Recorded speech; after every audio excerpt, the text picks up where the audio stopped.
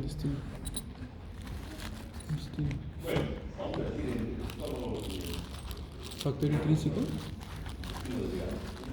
Pero ¿por qué se absorbe? El factor Es la intrínseco. única vitamina liposoluble que necesita un componente. El factor intrínseco del caso. Todo, ¿cierto? Eso se llama factor intrínseco del caso, ¿no? Y el extrínseco es la dieta. Este factor intrínseco está muchas veces deficiente en la persona mayor. A partir de los 60 años ya puede ser que no haya suficiente formación de factor intrínseco. El paciente comienza a tener deficiencias de B12, que puede ser anemia megaloblástica, neuropatía periférica y puede ocasionar daño cerebral, síndromes de encefalopatía por deficiencia de B12. Y esa encefalopatía se refiere a síndromes de deterioro cognitivo, todos esos componentes, la deficiencia de B12. Eso ha hecho mucha gente. Fíjense que todo se resuelve poniéndose B12 o tomando complejo B. Ustedes ya habrán escuchado pacientes, ¿no? Y todavía con un nombre comercial que es el Neurobión, ¿no?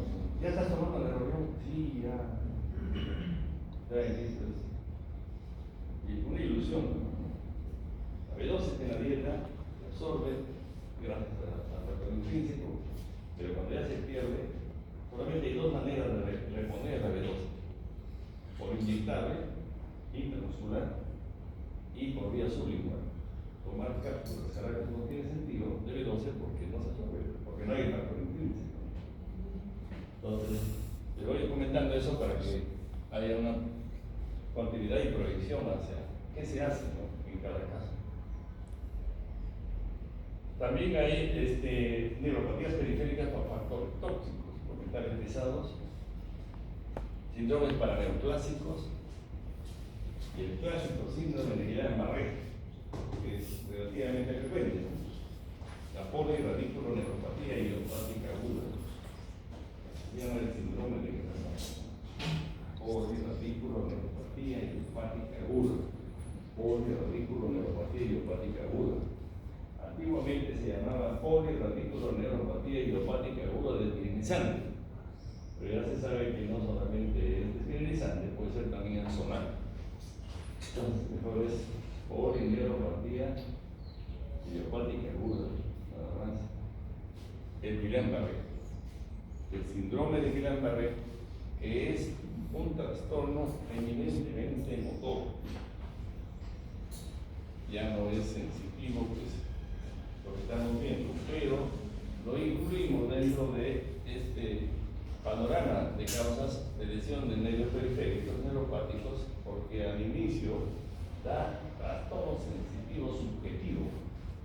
O sea, el paciente con síndrome de Guillain-Barré, lo primero que siente es parestesias distales en manos y pies. Después de una infección respiratoria o digestiva o algún virus, empieza a tener parestesias distales y después de 2 o 3 días, parálisis ascendente de las 4 extremidades, que puede llegar a la parálisis respiratoria y a la parálisis de pares craneales. Y en esa etapa ya no se encuentran trastornos sensitivos, únicamente motores.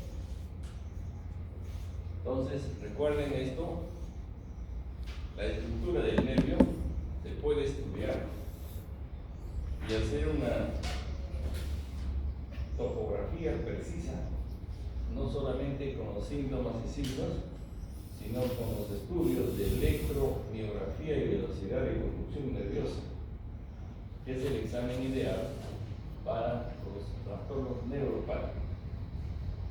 O también se puede hacer biopsia del músculo o del nervio para tipificar algunas neuropatías periféricas de origen genético. Hay una cantidad enorme de síndromes neuropáticos genéticamente determinados. Varios autores se le han dado su nombre, como la enfermedad del Zoom, la enfermedad de Everett, la atrofia de Friedreich, así varias más. En sí, lo que nos sirve hoy para mencionar es que también las causas genéticas pueden ocasionar lesiones del nervio periférico y síntomas sensitivos asociados a trastornos motores y aún todavía en algunos casos autonómicos, con trastornos de la sudoración, por ejemplo, o del control de temperatura. Entonces, ese es un síndrome neuropático, por lesión del sistema nervioso periférico. Vamos a dejar el nervio periférico y nos ubicamos a nivel de la médula, espinal. En la médula espinal tenemos, miren, las fibras sensitivas, dijimos que ingresan por la zona del Isauer, o sea, las raíces posteriores, hacia el asta posterior de la sustancia gris. Luego se cruzan en la comisura gris anterior para ascender en el haz espinotalámico del lado contrario hasta el tálamo, lo llaman espinotalámico. Esas son las fibras de la sensibilidad táctil, ortopática, calor y frío, o sea, temperatura. En cambio, las fibras de la sensibilidad propioceptiva, automática, consciente y epicríticas pasan por el cordón posterior y no se cruzan en la médula sino en el bulbo, y ahí se da la decusación sensitiva que les mencionaba para formar la escuadra sensitivo-sensorial o del misco medio que va hacia el tálamo. En la médula podemos encontrar una lesión a nivel de la comisura gris anterior. Una lesión a nivel de la comisura gris anterior, entonces, afecta a las fibras que se cruzan a ese nivel en la médula. Les dije que era la sensibilidad y de la temperatura y del dolor, o sea, la sensibilidad superficial, táctil, dolorosa y débil. Esa sensibilidad se pierde en una lesión de la comisura gris anterior. Pero como la lesión está en una zona donde se cruzan las fibras para después ascender, no afecta toda la médula, salvo que hubiera una lesión de toda la comisura gris anterior, lo cual no existe, ¿no? Y no se afecta a un solo nivel, para arriba normal y para abajo normal. A eso se llama el trastorno pérdida de sensibilidad suspendida.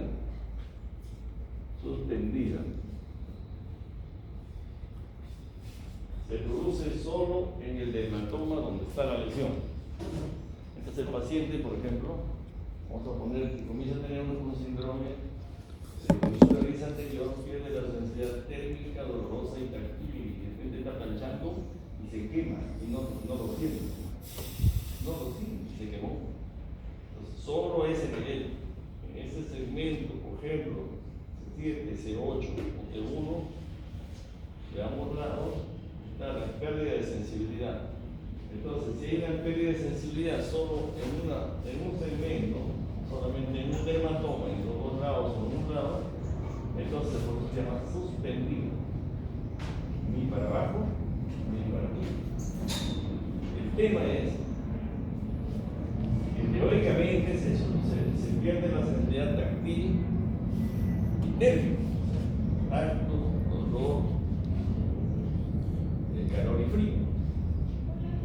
Sin embargo, la táctil se conserva. ¿Pero por qué se conserva? Por la presencia de las fibras, como les decía, del cordón posterior, que no se cruzan en la médula. Esto ya deberían saberlo, seguramente ya lo saben. Les decía, las fibras táctiles, automáticas, térmicas, dolorosas, se cruzan en la comisura gris anterior después de que ingresan por la zona del Isauer. Y las otras neuronas, les decía, la de sensibilidad propioceptiva, consciente y táctil epicrítica, van directamente al cordón posterior y se cruzan en el bulbo, es decir, formando la escuadra sensitivo-sensorial.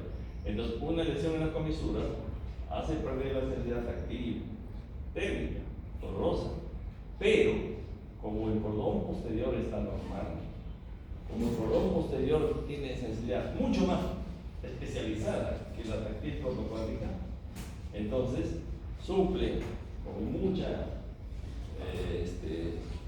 seguridad la pérdida de la sensibilidad táctil.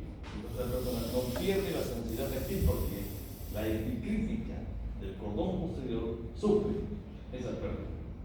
Por eso es que a este cuadro de lesión de la comisura gris anterior se llama el síndrome de disociación sensitiva. Disociación sensitiva. Disociación sensitiva, donde se pierde la sensibilidad térmica y analgésica y se conserva la táctil. Pérdida de sensibilidad térmica y analgésica, suspendida además, como ya les expliqué, y se conserva la táctil. Esto también se produce en el tronco cerebral. Yo empiezo a visto cuando abarcaron el síndrome del quinto párpado. Por ejemplo, el quinto nervio craneal tiene sus núcleos, es el par craneal que tiene sus núcleos lo más dispersos que existe en el tronco. Recuérdense, el quinto párpado, el núcleo sensitivo, táctil, ¿dónde está? El origen real, en la protuberancia. ¿Dónde está el núcleo sensitivo propioceptivo? Mesencéfalo, se llama la raíz espinal ascendente. Y el núcleo del dolor y la temperatura, ¿dónde está? En el bulbo, se llama la raíz seminal descendente. Entonces, en el tronco cerebral, el quinto par tiene sus núcleos reales, táctiles en la protuberancia, térmico y doloroso en el bulbo y propioceptivo en el mesencéfalo. De tal manera que si un paciente tiene una lesión vulvar, solo se lesionan las fibras sensitivas, técnicas y dolorosas. Y a eso también se llama disociación sensitiva, termoalgésica, por lesión del bulbo y es componente del síndrome de Barrett que vamos a hablar.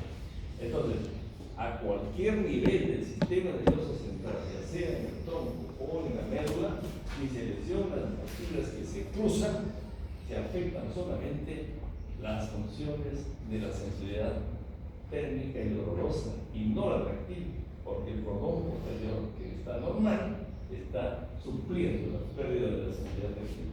¿Correcto? Pues a esto se llama el síndrome de disociación sensitiva, pérdida de térmica y dolorosa y conservación de la táctil. Suspendida, ¿por qué? Porque se lesionan solo las fibras que se cruzan. Es muy diferente a una lesión, vamos a decir, motora piramidal. Lesión de la corteza frontal y implica del lado de el cuerpo. Acá no. Acá se lesionan solo las que se cruzan. Entonces, por eso es suspendido. Causas de estos síndromes, lo van a ver ustedes. La sigmomielia es una cavitación, es una formación quística de la médula que puede tener mucha gente desde muy temprano o desarrollarse en la vida adulta. Sí. A veces se conoce el origen de eso, a veces no. O si no, una lesión que va expandiendo a partir de esa comisura gris anterior. ¿Qué cosa? Un tumor, ¿cierto? Un astrocitoma. Un astrocitoma medular. Entonces, acá nos referimos. Comisura gris anterior. Zona donde se cruzan las vías de la sensibilidad en cada nivel. Por eso es suspendido.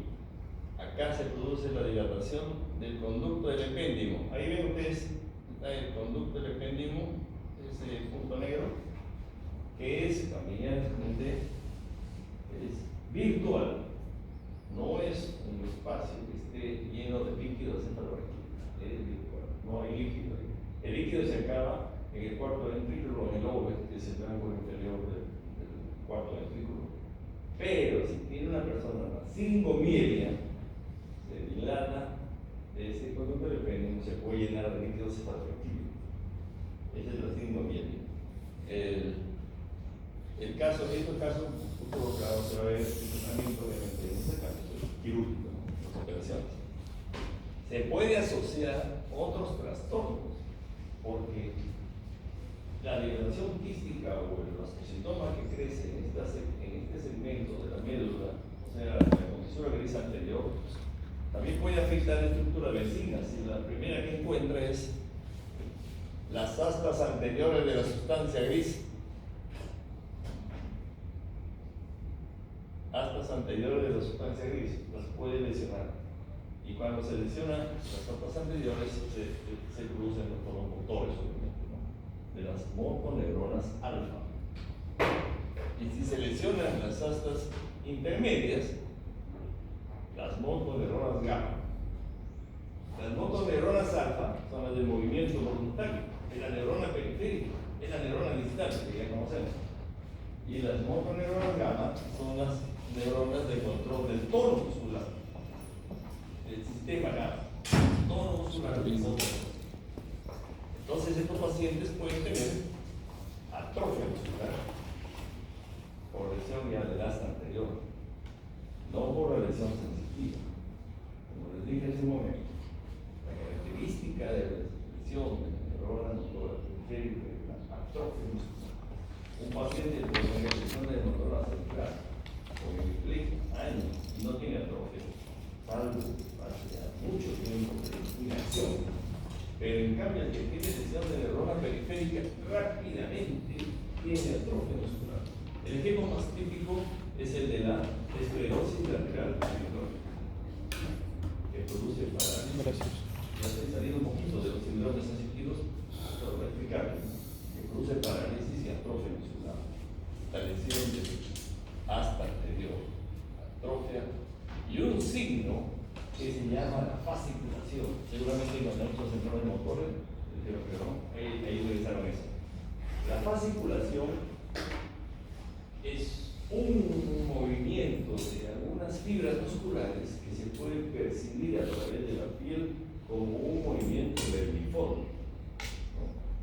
Y la fibrilación no se ve, salvo que estemos con un equipo de electrografía donde se pueda observar los potenciales de fibrilación. Entonces, la fibrilación no se ve en la clínica, se ve en un equipo de electrografía. En cambio, la fasciculación sí se observa y el paciente le dice: hace 3 meses, hace X tiempo veo que mis músculos saltan, me saltan los músculos y además hay atrofia. Esos son los signos característicos, le decía, de la lesión de la motoneurona alfa. Y a estos signos de saltos de los músculos, que son las fasciculaciones, se le conoce como el signo de la lenta agonía de la motoneurona alfa. Seguramente ya vieron eso. El signo de la lenta agonía de la motoneurona alfa. ¿Por qué se le llama así?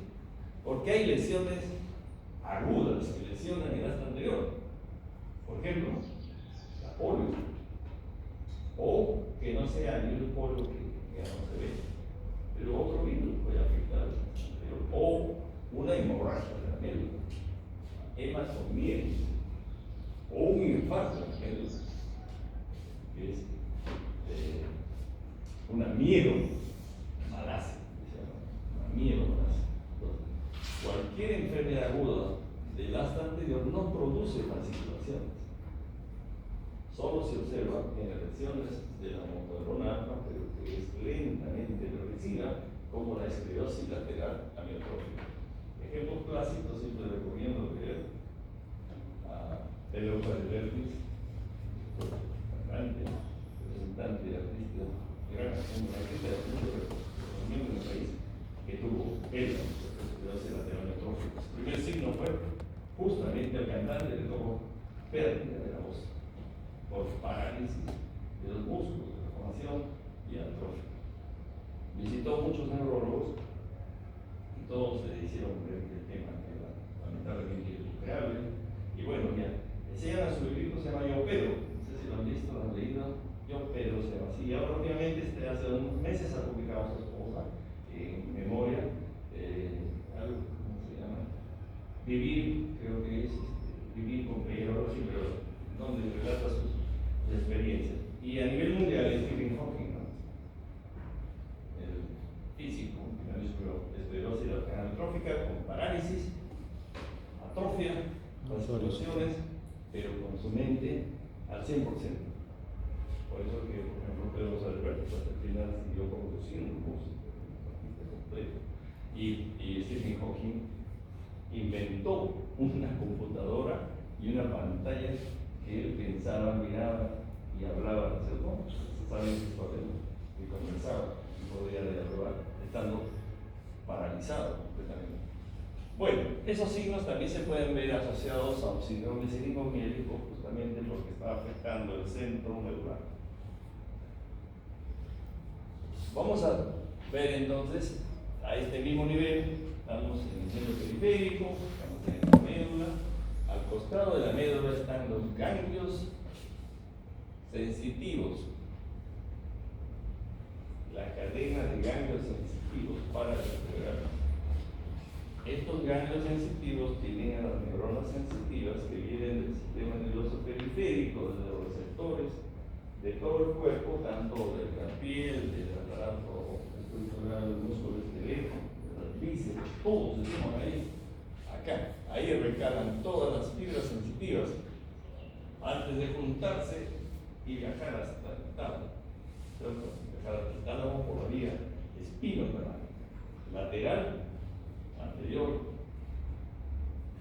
y anterior, tranquilo y temperatura y dolor. Acá. Estos ganglios, como ustedes saben, son justamente, ¿cómo le podemos llamar? El receptáculo o reposador de un virus muy conocido, ¿no? Que es el varicela zoster. El virus de la varicela zoster, una vez que produce la varicela en el niño, bien controlado por la vacuna, pero tuvo o no, entonces se queda el virus ahí toda la vida, el virus de la varicela zoster. Y en algún momento de la vida aprovecha ciertas situaciones del organismo, que puede ser una baja de defensas, un problema X, y se multiplica de nuevo y produce la lesión del ganglio y viaja todavía por el nervio sensitivo, ¿saben eso, no es cierto? Viaja por el nervio sensitivo en forma antidrómica, digamos, porque el flujo axonal es hacia arriba, estos bajan en la forma antidrómica hasta donde están los receptores, que es en la piel, por ejemplo. Y ahí se produce la erupción de vesículas similares a la varicela. Este es el síndrome ganglionar, que es típicamente producido por el herpes o zóster o varicela zoster. El paciente con este síndrome comienza a tener dolor en esa zona, dolor previa a la erupción dérmica. Entonces aquí les digo otra cosa, que siempre tengan en cuenta, en cualquier especialidad que esté, dolor agudo puede ser muchas cosas, pero acuérdense, muchas veces es simplemente un herpes zóster que se está anunciando, porque después de 2 a 3 días va a salir la erupción de historias hay muchas y todos los días ven, pacientes que llegan con un dolor intenso en la región, por ejemplo, del hipocondrio derecho. Hacen los exámenes, los estudios, puede ser vesícula, puede que no, pero el dolor es tan intenso porque es uno de los dolores más severos que hay. Vamos a hacer una cirugía laparoscópica observatoria, ¿verdad? Hacer una cirugía, no me cae nada. Al día siguiente, después de su sutura, salen las ampollas del herpes zóster. Un paciente que vino, me acuerdo, del norte, comenzó a tener dolor en la región lumbar. Dolor ahí en la región lumbar. Esa es la historia que traía. Entonces, en un hospital X, se hicieron estudios y no vieron nada en la columna. El día fue agudo, ¿no? Intenso el dolor del día, ¿no? Al día siguiente ya estaban haciendo los estudios de columna, pero era tan fuerte el dolor, no acababa con nada, que dijeron, vamos a hacer una sección radicular, porque hay corte, pero la raíz se puede cortar. El neurocirujano entró, medicina física, seccionaron la raíz. Pero fíjese que ese paciente pasó como 10, 15 días con su dolor ahí intenso. Por último la mandaron a Lima, al hospital central, porque recibimos, y le dije, ¿dónde empezó su dolor? Y me dijo, debajo de la nalga. Ahí yo supe que no era columna. Ustedes saben, la columna duele, en la columna, debajo de la nalga. Y ese dolor, le digo, se fue hacia atrás, hacia el pie o hacia adelante. Hacia adelante. Peor ya, ¿no? Porque el dolor que empieza en la columna y se va hacia atrás es el dolor más conocido de la ciatalgia, ¿no? La ciatalgia es por lesión, generalmente hernia de la columna, perfecto. Se fue un poco hacia adelante. A ver, vamos a ver cómo está la zona. Se sacó su pantalón, se vio, y le encontré dos costritas, una acá y otra acá. Y le dije, ¿y estas cosas? Bueno, sí me salieron unos ampollitas.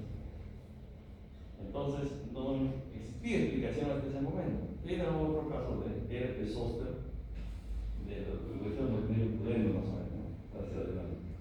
Nada más que entré en tratamiento con medicamentos para el dolor neuropático y pasa a la realidad. Uno no debe contar cosas de cada uno, pero cuento a mí me pasó medio increíble, ¿no? Ahora unos 6 meses me empezó acá un dolor así, ¿no? ¿Qué tengo? Y encontré un bulto acá. En la zona del nervio occipital mayor, un bulto como un ganglio. Pero como yo no me podía ver, me fui, lo llamé a todo el staff del servicio, a todos sus profesores. En serio, te pregunté de cuestiones, y una concha, incluso. Debe ser una infección de un folículo piloso. Por eso les digo, uno piensa de repente en todo, menos es un folículo piloso. Ya debe ser eso. Entonces era de dermatología. Me fui a dermatología, un experto dermatólogo me vio y dijo, está un poquito rojo. Comprobado, folículo piloso, antibiótico. Al día siguiente, ya el dolor, pero ya era fuertísimo. Y a mi esposa le digo, ¿me puedes ver qué tengo? Me dice, toma foto, toda la erupción en la zona del nervio occipital mayor. Hasta que tomé foto, se lo mandé a todos, a los colegas, a los dermatólogos, le dije, empiezo mi antiviral. Y él, sí, de acuerdo. Ve a todos, un intensivista, ¿verdad? Pues 1 año, 2 años, en emergencia ahí, uno de los mejores intensivistas, estaba ahí y estaba pasando y dice, tengo un dolor acá del oído. Sí, a ver, no tiene nada. Va a esperar hasta mañana. Pero al día siguiente y le salió una erupción en el pabellón auricular, que es la zona sensitiva de la piel del séptimo par, la única. Pabellón auricular, séptimo par. Ahí estaban las ampollas. Del séptimo, ella no se. Y así una serie de historias que ocurren por afección del ganglio sensitivo y que tiene esa característica, dolor previo a la erupción herpética, y puede dejar una secuela dérmica con pigmentación o lesiones estructurales que ya son de manejo dermatológico. Aparte del dolor, lo curioso es que hay una pérdida de la sensibilidad en esa zona. Pérdida de la sensibilidad en esa zona.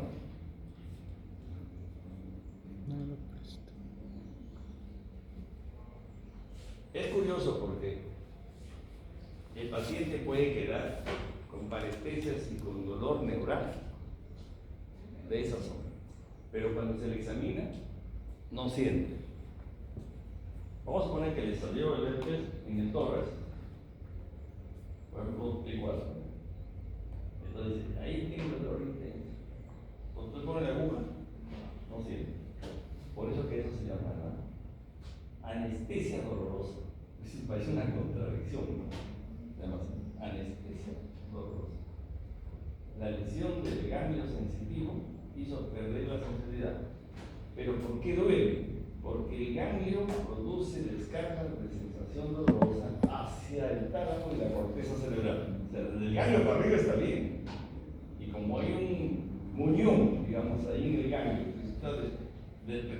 estímulos hacia la corteza, el paciente siente dolor intenso ahí. Es algo como lo que pasa en el dolor del miembro fantasma. El paciente pierde la extremidad y sigue molestándole sus dedos de la mano. Ya no tiene la extremidad superior, pero siente dolor en los dedos. Siente molestias en el dedo pulgar.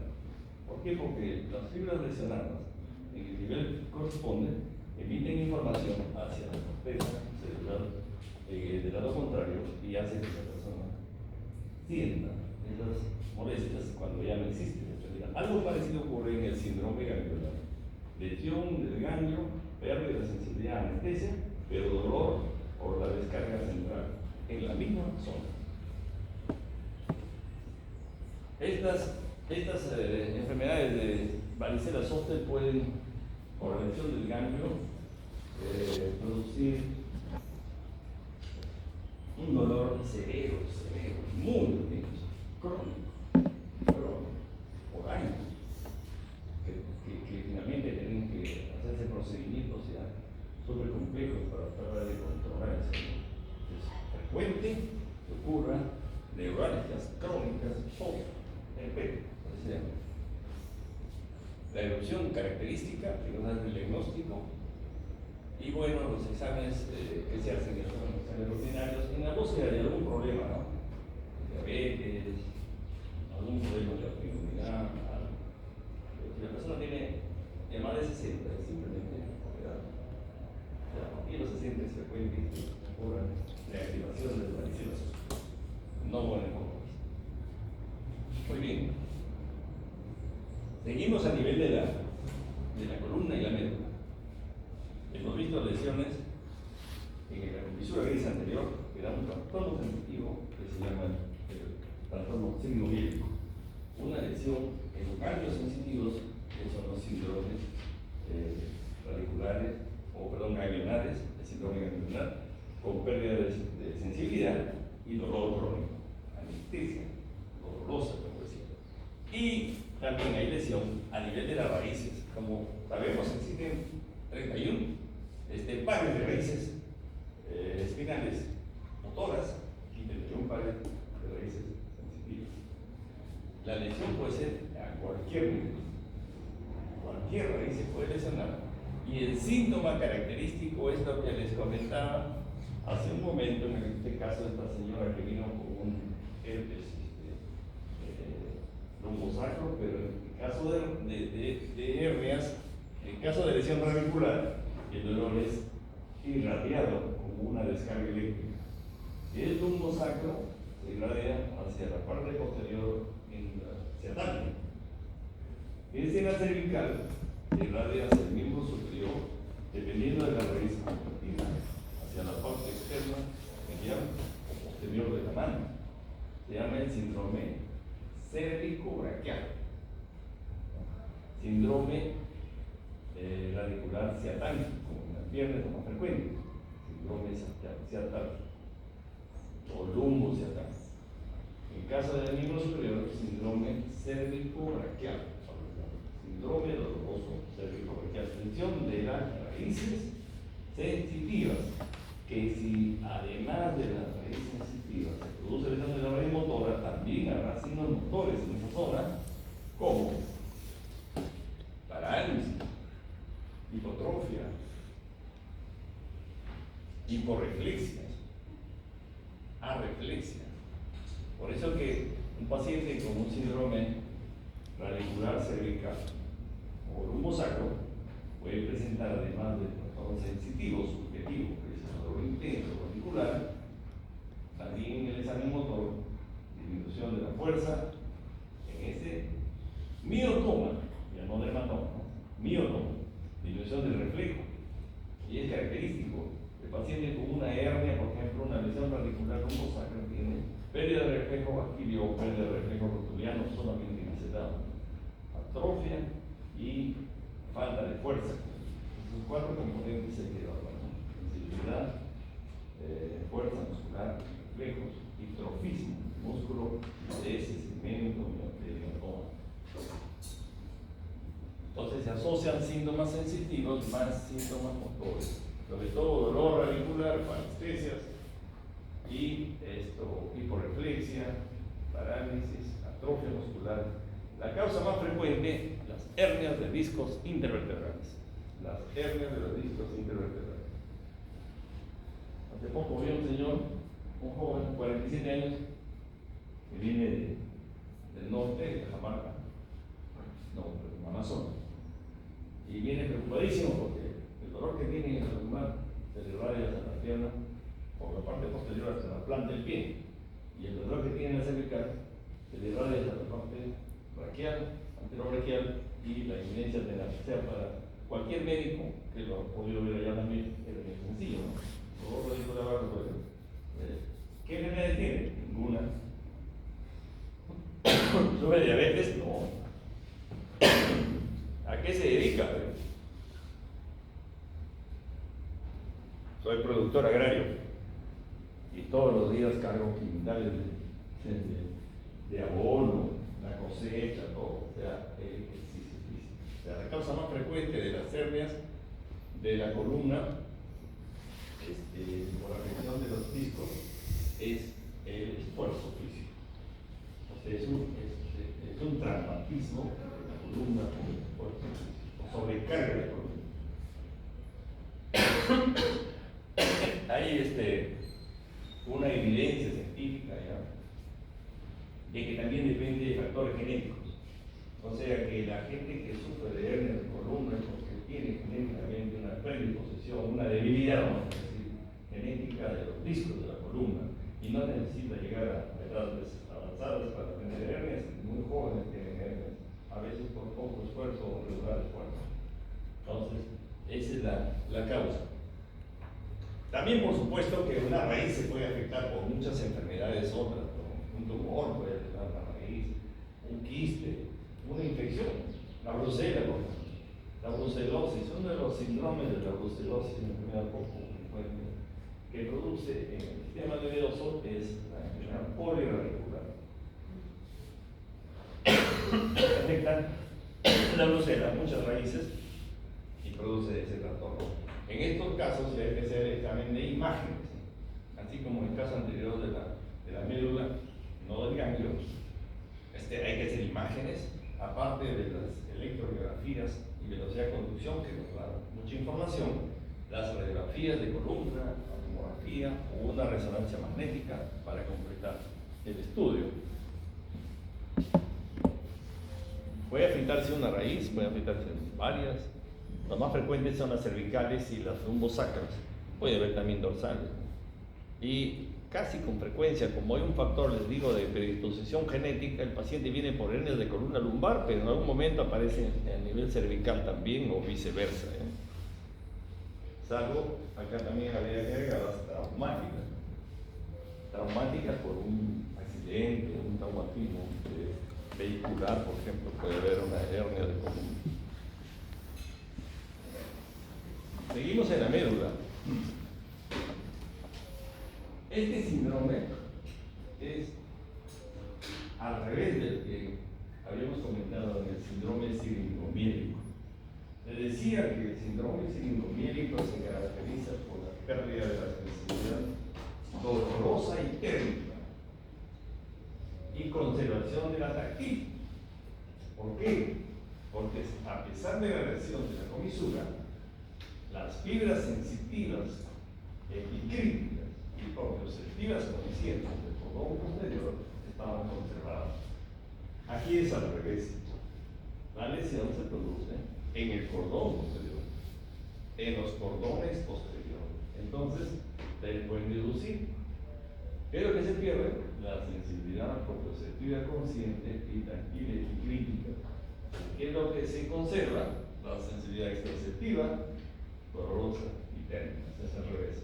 También es un síndrome de disociación sensitiva, pero con conservación al revés del siringomiélico de la sensibilidad térmica y dolorosa. En el caso de cordones posteriores, sí produce una afección de todo el segmento. No es como en el caso del siringomiélico que es suspendido, porque son las fibras que se cruzan nada más. En este caso, los cordones posteriores ya son vías. Ya no son fibras de abscisa, les dije al inicio de la clase. Ya no son las ejes de los abscisas que se seleccionan, que se cruzan, sino son las ordenadas. O sea, todo el cordón posterior se selecciona y recién se cruza eso en el bulbo. Entonces, al seleccionarse el cordón posterior, donde está la sensibilidad, repito, proprioceptiva, consciente y epilíptica, el paciente tiene estos síntomas. Ataxia sensitiva. Ataxia significa sin orden, nada más. Ataxia es orden a sin orden. La ataxia más conocida por todos es la ataxia motora cerebelosa, ¿correcto? El paciente con coordinación cerebelosa tiene una marcha característica que se conoce como la marcha del ebrio, debido a la ampliación de la base de sustentación, los pasos cortos y largos intercalados, ¿no? La asinergia, y su cuerpo va para adelante y para atrás. La marcha de ebrio es la ataxia motora.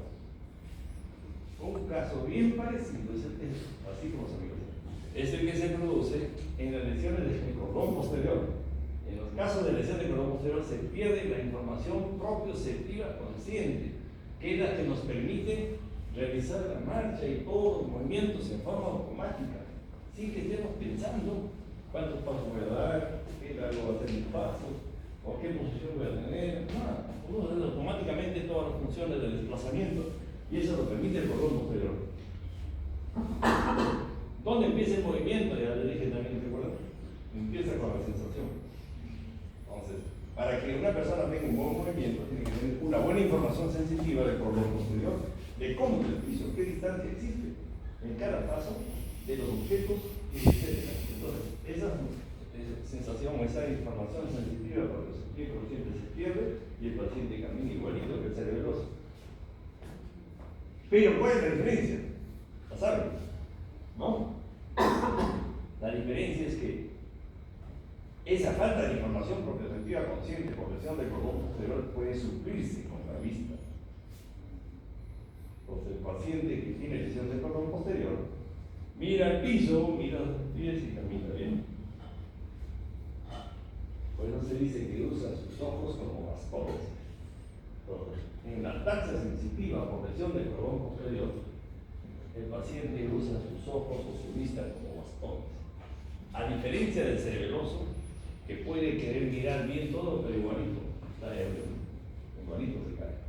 En cambio, el que tiene lesión del cordón posterior puede suplir esa falta de información sensitiva con la vista.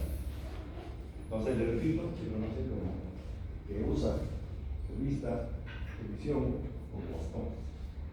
De tal manera que cuando el paciente le dice, póngase de pie, muy bien, junte los pies, vamos a hacer la prueba de Barani, muy bien, extienda los brazos hacia adelante, señale con su dedo, muy bien, usted lo cuida, le tapan la vista y se va volando, signo de romper. Fíjese que el signo de romper, todo el mundo de repente se acuerda ahorita del octavo palmo. Signo de romper, desequilibrio, octavo palmo.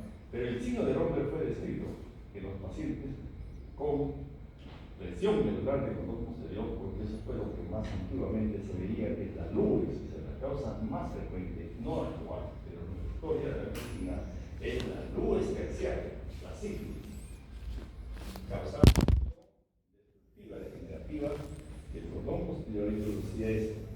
Y a eso se le llamó la tabes dorsal.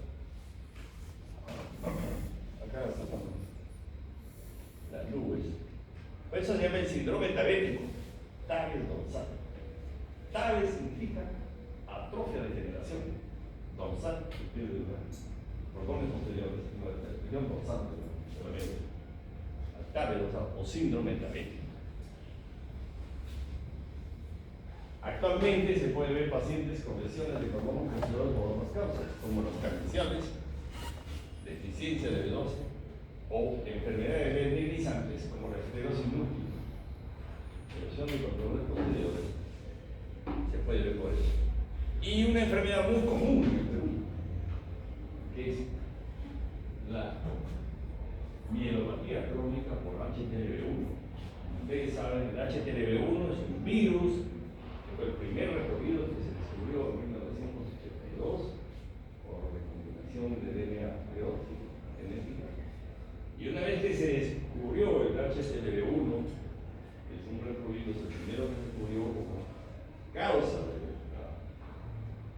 leucemia, células T de la piel y la neuropatía crónica, que es una enfermedad que se llama neuropatía crónica por HTV con parálisis espástica. Entonces se descubrió al poquísimo tiempo el HTLV2 y el HTLV3. Y el HTLV3 se llamó el VIH, el virus del SIDA. Muy bien. Entonces, estas son las causas ahora actuales de las lesiones del cordón posterior.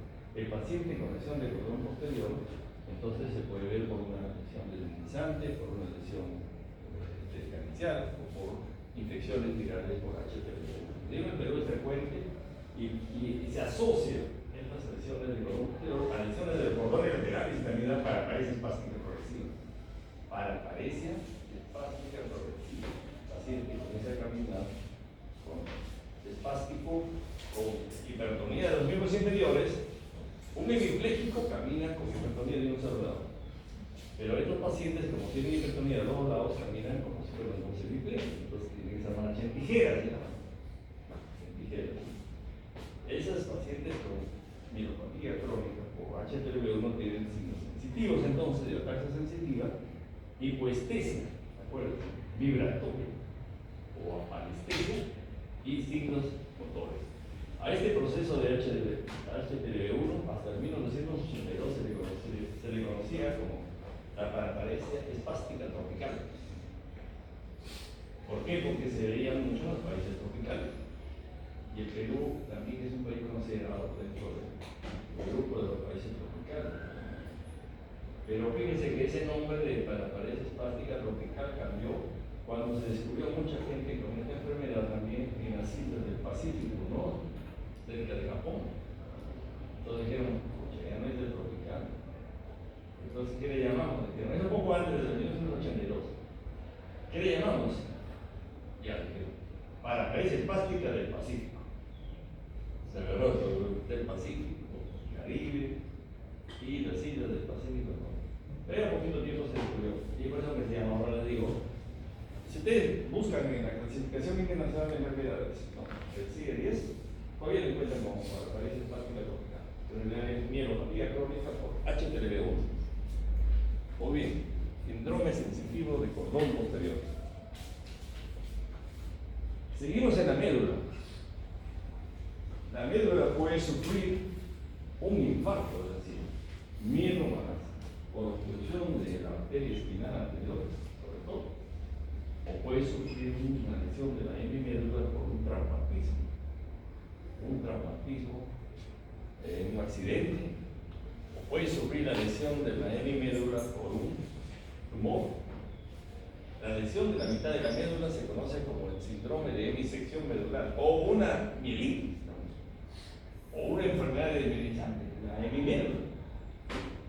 Síndrome de hemisección medular, síndrome de Bronze-Quart, síndrome de hemisección medular, lesión del cordón lateral de la médula. ¿Qué síntomas hay? Y por eso es que insistía desde el inicio de la clase en que recordarles que existen ejes de ordenados, de rodillas, descendentes y descendentes, ejes de abscisas transversales de las funciones, digamos, transversales que se encuentran en el tronco cerebral como pares craneales o en la médula como 31 pares espinales. Entonces, acá la diferencia con el síndrome singomiélico y el síndrome tabético, miren cuál es. Si se lesiona la mitad de la médula derecha, se lesiona el cordón posterior necesitado y por lo tanto pierde la sensibilidad táctil, epicrítica y proprioceptiva del paciente de ese lado. Porque recién llegó a la médula y está ascendiendo, recién se cruza en el bulbo. Pero como está lesionada la hemimédula derecha y las fibras de la comisura que dice anterior ya se cruzaron, porque fueron cruzando y ascendiendo, habrá pérdida de sensibilidad dolorosa y térmica del lado contrario del cuerpo, pero por debajo del nivel. Ya no es suspendida ni es en todo, sino es debajo del nivel de la lesión del lado contrario del cuerpo, pérdida de dolor y temperatura. Y además, hay un nivel sensitivo. Las lesiones de medulares producen un nivel sensitivo. Dicen, el paciente viene con paraplegia, la triada clásica, trastorno motor, trastorno esfenteriano y nivel sensitivo. desviadas, retorsiones medulares, paraplegia, pérdida de control sensorial, nivel sensitivo. ¿Dónde está el nivel sensitivo? En T4, ok. Tensión del segmento 3 de la médula. ¿Por qué? Porque ahí nos acordamos, porque debemos ver en la psicología, en las clases, que la médula tiene una extensión mucho menor que la columna, el ascenso aparente de la médula. Empiezan juntos en la región cráneo cervical, pero en L1 termina la médula y la columna sigue hasta abajo. Entonces es como si la médula estuviera un poco más arriba. Entonces los niveles de lesión de las vértebras no corresponden exactamente al nivel del segmento medular. Pero bueno, lo importante es reconocer esto, como les digo, que hay una pérdida termoangésica del lado contrario y una pérdida sensitiva propioceptiva consciente del mismo lado por lesión del cordón posterior en un caso de lesión de toda la médula. No se olviden, la actividad clásica, cuando vean ustedes pacientes con pérdida de cono de miembros inferiores, pregunten inmediatamente: pérdida de sensibilidad, control de esfínter, no puede controlar el esfínter, está con sonda porque no puede controlar la orina, o estreñimiento, o estreñimiento. Causa, le decía, vasculares, traumatismo, mielitis, tumorales, y los exámenes de imagen son los que nos ayudan a tipificar la enfermedad del síndrome. Dentro de la misma médula tenemos los casos de afección de la raíz a nivel del saco dural. Hace unos segundos se decía que la médula termina en L1, en la vértebra L1, y desde la vértebra L1 hasta los últimos niveles coxígeos sacrocoxígeos de la columna, existe todo un espacio ocupado por las raíces de los nervios que van a los miembros inferiores, conocido como la cola de caballo o caudaquín. Ahí entonces solo hay líquido cerebroraquídeo y raíces de nervios que puede que salen de la columna con forma de plexo lumbosacro. Pues hay enfermedades que ocupan justo esta zona y se conoce como el síndrome de la cola de caballo. Y este síndrome de la cola de caballo también tiene como principal síntoma el trastorno sensitivo, dolor radicular, multiradicular y trastornos motores asociados también por el compromiso de las raíces motoras. Y dan una anestesia típica en la zona del perineo genitales, anestesia en silla de montar, así se llama, justo esta zona que está afectada, anestesia en silla de montar. Y por los trastornos motores, pérdida de reflejos, atrofia muscular, hipotonía, trastorno esfinteriano, también ocurre como parte de la lesión de esta zona. Las causas son compresiones a este nivel, infecciones y también tumorales. Y una de las causas a veces la diabetes. Como he visto casos en los que vienen con síndrome radicular que no ha de ser un tumor. Por ejemplo, un neurinoma de una de estas fibras que está comprimiendo. Pero el paciente es diabético, hay que ver entonces. De pronto la imagen sale normal, pero la electromiografía no permite ver el tipo de lesión periférica que tiene. Muy bien. Pasamos al tronco cerebral.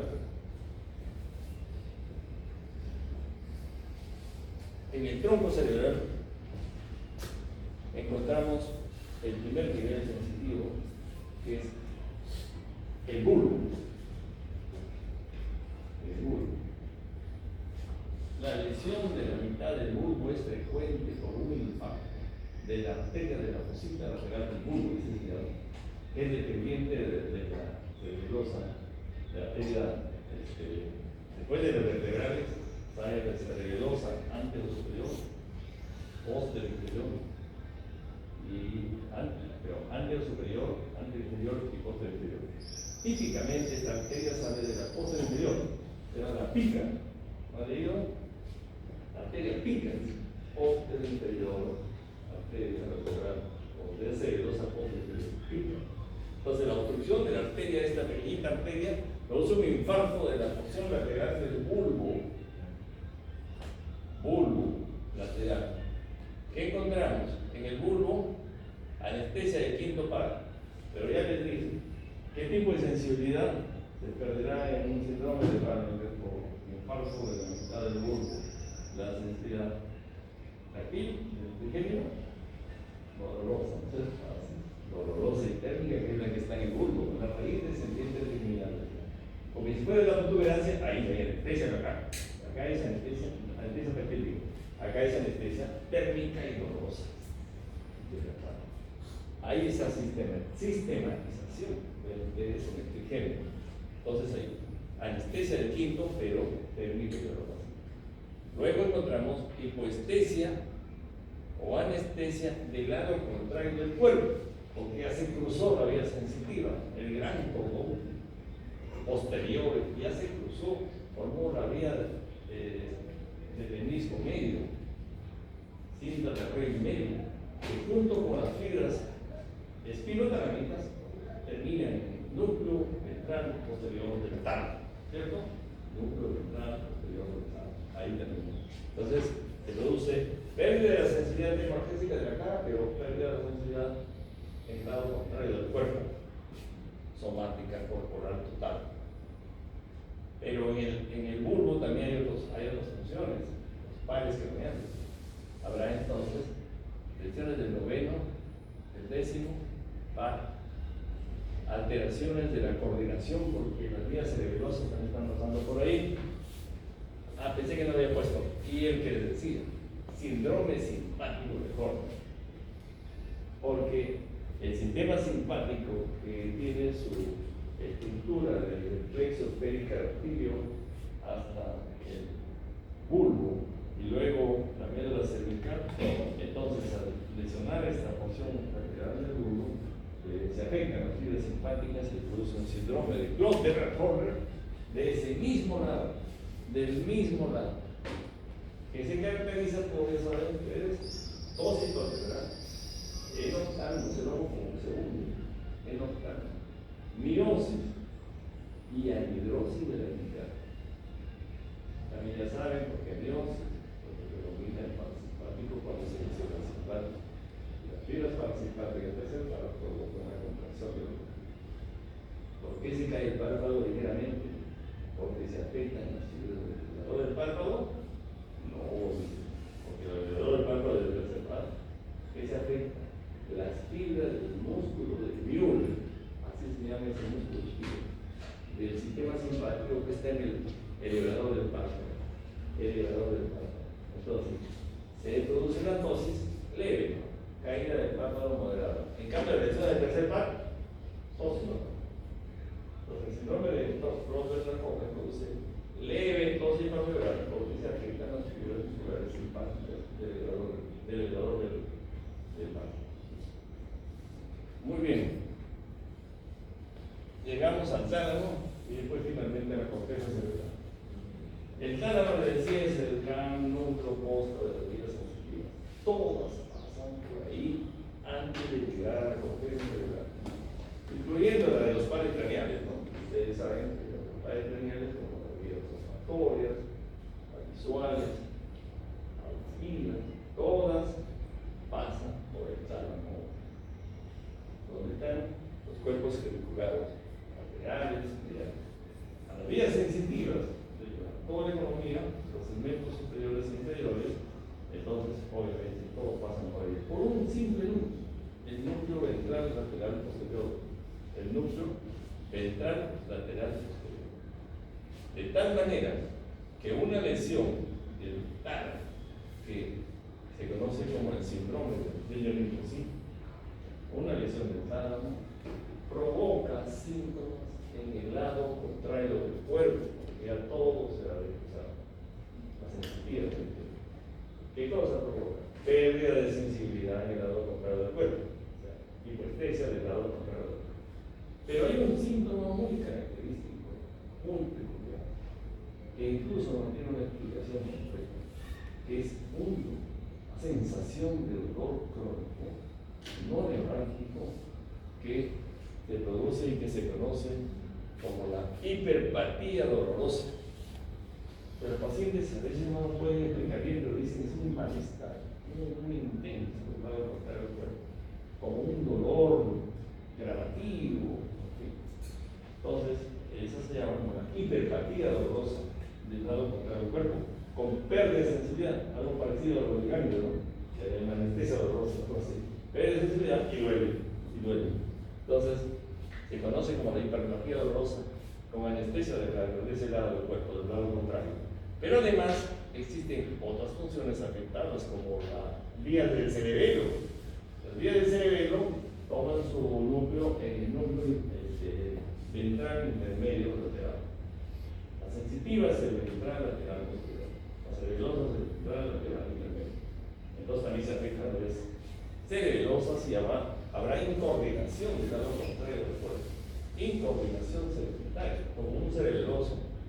Habrá también hemianopsia homónima, derecha o izquierda, por afección de los cuerpos peniculados, de la vía visual. Y algo más, pregunta el examen, movimiento involuntario extrapiramidal, se puede sumar en el síndrome talámico un movimiento involuntario extrapiramidal, porque se afectan los núcleos de conexión de las estructuras extrapiramidales. Las causas más frecuentes son vasculares, como les digo, infartos, así como en la médula, infartos o hemorragias del tálamo, o un tumor, un proceso expansivo, lo que esté afectando. Dime. Buenos días. Buenos días. ¿Cómo vas? ¿Ya terminamos? No, mentira. Entonces, estamos en la final. Entonces, un proceso tumoral, los estudios de imágenes para estos síndromes talámicos también se pueden complementar con los potenciales evocados sensitivos. Y en realidad, los potenciales evocados sensitivos tienen aplicación sobre todo en las lesiones centrales de las vías sensitivas, en general, de las vías sensitivas.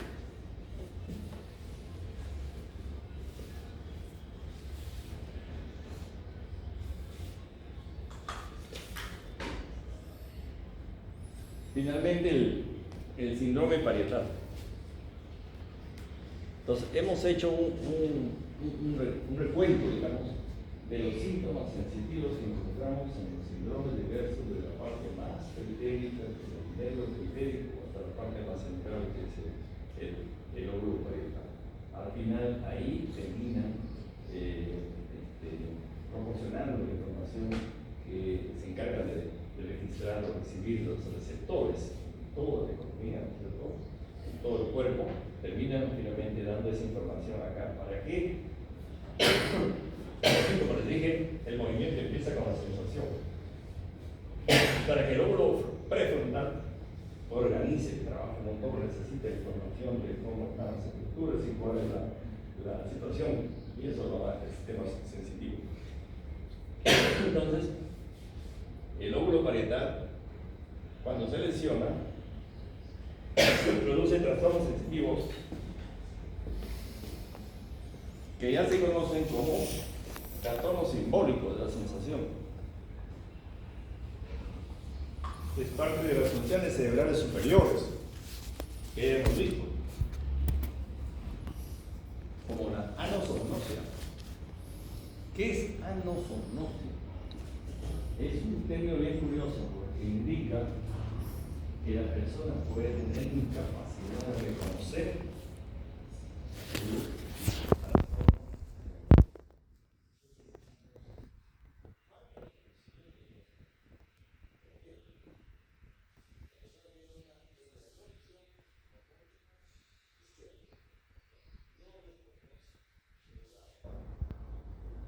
campo de choque.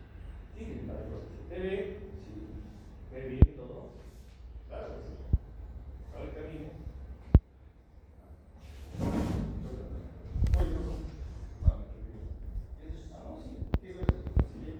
Pero con ese choco no puede reconocer su falta de función. Cuando hay la falta de reconocimiento de un campo, se llama agnosia visual. Agnosia visual, ya no se visual. El paciente puede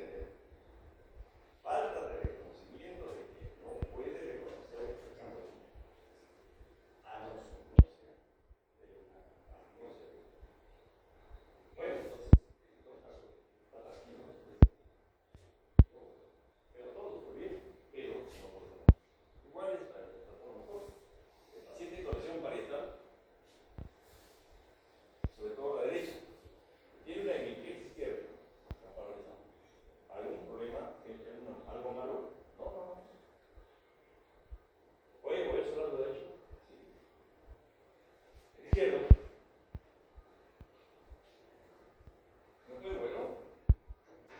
A ver, mire. Ah, sí. No reconoce que no quiere. Eso se llama el síndrome de Anton-Kolinski o síndrome de anosognosia del déficit. De tal manera que los pacientes que tienen hemiasognosia con anosognosia, hemiasognosia con anosognosia, no saben que no sienten o que no pueden mover su cuerpo izquierdo. Te digo izquierdo porque es frecuente en las lesiones parietal derechas, así como las izquierdas, la afasia, que los pacientes tienen derecha, pérdida de reconocimiento del cuerpo. Y creo que les comenté esto, le dice, no me siento, se va y se sienta solamente el lado derecho. Sube a la cama, se sube a la cama, solamente el lado derecho, el izquierdo la cama jugamos.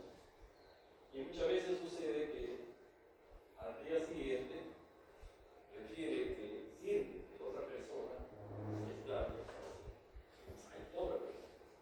Así había una clínica, una paciente que refería así que en las noches había alguien que se subía a su cama y se escuchaba dormir ahí junto con él. Y era ambos aproximados a la electricidad, con pérdida de sensibilidad y movimiento. Es como si hubiera otra persona. Ahí eso es mi cuerpo que no lo reconoce. Así no. Le dice, el primer síntoma fue, estuve caminando en cierto lugar, donde estaba caminando, y de pronto vi que alguien andaba a mi lado. Alguien andaba a mi lado izquierdo. Como veía que la punta de su mano, entonces hice el esfuerzo rápido de cogerlo, ¿no? Decir, ¿quién eres? Me encuentro en mi mano. Pero bueno, de pronto la acción parcial derecha hace que no reconozcas en mi cuerpo y lo siente como si fuera de otra persona. Y pero después que, en este caso, toma la mano, se da cuenta que estuvimos en el cuerpo. O si no, en el examen ustedes le dicen, a ver, ponga su mano, usted le pone la mano izquierda y digo, coja con el dedo índice su pulgar izquierdo. Ahora sí, cierra los ojos. Toque pulgar.